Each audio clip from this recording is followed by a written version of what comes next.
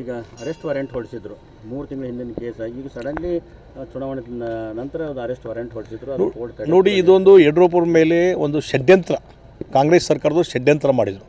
3 ತಿಂಗಳ ಹಿಂದೆ ಇದೇ ಗೃಹ ಮಂತ್ರಿ ಪರಮೇಶ್ವರ್ ಏನು ಹೇಳಿದರು, ಯಾರೋ ಹೆಣ್ಮಗಳು ಕಂಪ್ಲೇಂಟ್ ಕೊಟ್ಟಿದ್ರು, ಅವಳಿಗೆ ಅದೇ ಹ್ಯಾಬಿಟ್ ಇದೆ ಕಂಪ್ಲೇಂಟ್ ಕೊಡುವಂಥದ್ದು. ಒಂದು 40-50 ಜನರ ಮೇಲೆ ಇದೇ ರೀತಿ ಕಂಪ್ಲೇಂಟ್ ಕೊಟ್ಟಿದ್ದಾಳೆ, ಇದರಲ್ಲಿ ಏನೂ ಸತ್ಯಾಂಶ ಇಲ್ಲ, ಇದು ಮಹತ್ವ ಕೊಡೋದು ಬೇಕಾಗಿಲ್ಲ ಅಂಥೇಳಿ ಹೋಮ್ ಮಿನಿಸ್ಟರ್ ಹೇಳಿದಂಥವ್ರು ಈಗ ತಾಬೋಡು CID ಅವರು ಹೋಗಿ ಅಲ್ಲಿ ಕೋರ್ಟಿಗೆ ಹೋಗಿ ಅರೆಸ್ಟ್ ವಾರೆಂಟ್ ತೆಗೆದುಕೊಳ್ಳುವಂಥದ್ದು ಇದೆಲ್ಲ ಮಾಡಿದ್ದು ನೋಡಿದರೆ ಇಲ್ಲಿ ಕಾಂಗ್ರೆಸ್ ಸರ್ಕಾರದ ಒಂದು ಷಡ್ಯಂತ್ರ. ಯಾಕಂದರೆ ನಾಗೇಂದ್ರ ಅನ್ನುವಂಥ ಮಿನಿಸ್ಟರ್ ರಾಜೀನಾಮೆ ಕೊಡುವಂಥ ಪರಿಸ್ಥಿತಿ ಬಂತು ಆ ವಾಲ್ಮೀಕಿ ನಿಗಮ ಹಗರಣದಲ್ಲಿ.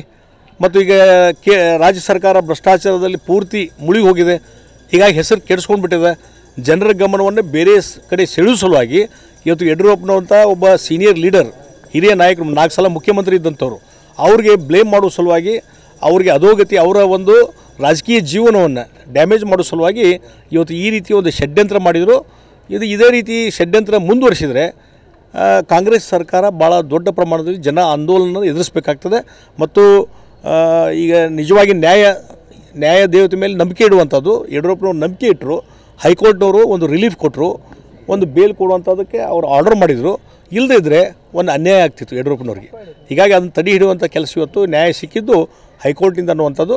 ಅದಕ್ಕಾಗಿ ಈ ರೀತಿ ಒಂದು ವ್ಯರ್ಥ ಪ್ರಯತ್ನ ಮಾಡೋಕ್ಕೆ ಹೋಗಬೇಡ್ರಿ. ಈ ರೀತಿ ರಾಜಕೀಯ ಷಡ್ಯಂತ್ರ ಮುಖಾಂತರ, ದ್ವೇಷದ ಮುಖಾಂತರ ನೀವೇನೂ ಸಾಧನೆ ಮಾಡಲಿಕ್ಕೆ ಸಾಧ್ಯ ಇಲ್ಲ. ಜನರ ಆಕ್ರೋಶವನ್ನು ಎದುರಿಸ್ತೀರಿ. ಅದಕ್ಕಾಗಿ ಇಂಥವು ಕೆಲವು ತಡೆ ಹಾಕುವಂಥ ಕೆಲಸ ಮಾಡಬೇಕಂತ ಒತ್ತಾಯವನ್ನು ನಾನು ಮಾಡ್ತೀನಿ. ಮತ್ತು ನೋಡಿರಿ, ಮುಖ್ಯಮಂತ್ರಿಗಳು ಯಾವಾಗಲೂ ಬ್ಲೇಮ್ ಬರೋದು ಮುಖ್ಯಮಂತ್ರಿ, ಉಪಮುಖ್ಯಮಂತ್ರಿ ಅವರೇ ಸರ್ಕಾರ ನಡೆಸ್ತಾರೆ.